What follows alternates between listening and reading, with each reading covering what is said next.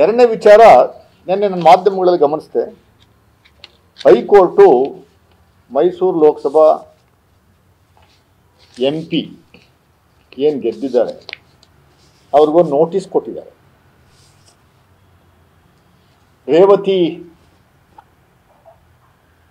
ಅನ್ನೋರು BSP ಪಕ್ಷದಿಂದ nomination file ಮಾಡಿದ್ರು ಚುನಾವಣೆ ಸಂದರ್ಭದಲ್ಲಿ, 2024 ಪಾರ್ಲಿಮೆಂಟ್ ಚುನಾವಣೆ ಸಂದರ್ಭದಲ್ಲಿ.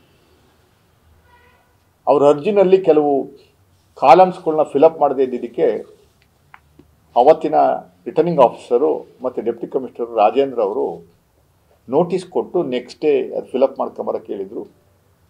ಅವರು ಫಿಲಪ್ ಮಾಡಿ ತಗೊಂಬಂದು ಕೊಟ್ಟಿದ್ದರೂ ಕೂಡ ಅವರ ಅಪ್ಲಿಕೇಶನ್ನ ರಿಜೆಕ್ಟ್ ಮಾಡಿ ಅವರು ಸ್ಪರ್ಧೆ ಮಾಡುವಂಥದ್ದಕ್ಕೆ ಅವಕಾಶ ಕೊಡಲಿಲ್ಲ. ಅವರು ರೇವತಿ ರಾಜ್ ಅಂತಲೇ ಏನವ್ರ ಹೆಸರು, ರೇವತಿ ರಾಜ್ ಅಲಿಯಾಸ್ ಭೀಮಪುತ್ರಿ,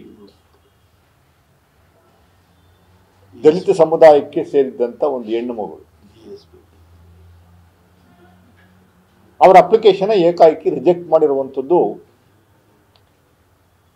ಸರಿ ಇಲ್ಲ ಅಂತ ಅವರು ಚಾಲೆಂಜ್ ಮಾಡಿ ಹೈಕೋರ್ಟ್ಗೆ ಅಪ್ಲಿಕೇಶನ್ ಹಾಕಿದ್ರೆ ಹೈಕೋರ್ಟ್ ಈಗ ನೋಟಿಸ್ ಇಶ್ಯೂ ಆಗಿದೆ. ಅವ್ರ ವಾದ, ನಮ್ಮನ್ನ ಪರಿಗಣಿಸಿ ನಮ್ಮನ್ನು ಅಭ್ಯರ್ಥಿಯಾಗಿ ಮಾಡಿ ಮರು ಚುನಾವಣೆ ಮಾಡಬೇಕು ಅಂತ. ಚುನಾವಣೆಯಲ್ಲಿ ಯಾರು ಬೇಕಾದ್ರೂ ಗೆಲ್ಬೋದು, ಅದು ಬೇರೆ ವಿಚಾರ. ನನ್ನ ರೈಟ್ಸ್ನ, ಫಂಡಮೆಂಟಲ್ ರೈಟ್ಸ್ನ ಕಿತ್ಕೊಂಡಿದ್ದೀವಿ ನೀವು ಅಂತ. ಸುಪ್ರೀಂ ಕೋರ್ಟು 2011, 2020, 2019 ಡೈರೆಕ್ಷನ್ಸ್ಗೂ ಕೊಟ್ಟಿದ್ದಾರೆ. ಯಾವ ಕಾರಣಕ್ಕೂ ನಾಮಿನೇಷನ್ ಫಾರ್ಮಲ್ಲಿ ಯಾವ ಲೋಪದೋಷ ಇದ್ರೂ ಕರೆದ್ಬಿಟ್ಟು ಇಲ್ಲ ಅವ್ರ ಮನೆಗೆ ಹೋಗಿ ಫಿಲಪ್ ಮಾಡಿಸಿ ತಗೊಂಬಂದು ಅಕ್ಸೆಪ್ಟ್ ಮಾಡ್ಕೊಬೇಕು ಅನ್ನುವಂಥದ್ದು ಸುಪ್ರೀಂ ಕೋರ್ಟ್ ಆದೇಶ ಇದೆ. Supreme court ಡೈರೆಕ್ಷನ್ಸ್ಗಳಿದ್ದಾವೆ.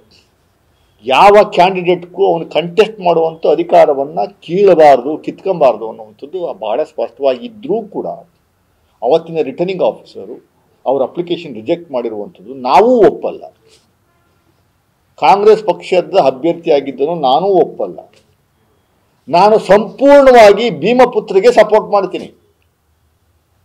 ಹೈಕೋರ್ಟಲ್ಲಿ ನನ್ನೇನಾದರೂ ಅಪ್ಲಿಕೇಶನ್ಸ್ ಇಂಪ್ಲಿಮೆಂಟ್ ಮಾಡುವಂಥದ್ದಕ್ಕೆ ನಾನು ಕರೆದ್ರೆ ಡೆಫಿನೆಟ್ ಆಗಿ ನಾನು ಅವತ್ತಿಗೆ ಅಪ್ಲಿಕೇಶನ್ ಹಾಕ್ತೀನಿ. ದಯಮಾಡಿ ಅವರ ಅಪ್ಲಿಕೇಶನ್ಸ್ನು ಪರಿಗಣಿಸಿ ಅವ್ರಿಗೂ ಚುನಾವಣೆ ನಿಲ್ಲುವಂಥದ್ದಕ್ಕೆ ಅವಕಾಶ ಕೊಡುವಂಥದ್ದಾಗಬೇಕು. ಈಗೇನು ಅವರು ಒಬ್ಬರು ಅಭ್ಯರ್ಥಿ ಗೆದ್ದಿದ್ದಾರೆ ಅದು ಅಸಿಂಧು ಅಂತ ಘೋಷಣೆ ಆಗಬೇಕು, ಮರು ಚುನಾವಣೆ ಆಗಬೇಕು, ಭೀಮಪುತ್ರಿಯೂ ಗೆಲ್ಲುವಂಥದ್ದಕ್ಕೆ ಅವಕಾಶ ಇರ್ಬೋದು. ನಾಳೆ ಹೆಂಗೆ ಹೇಳ್ತೀರಿ?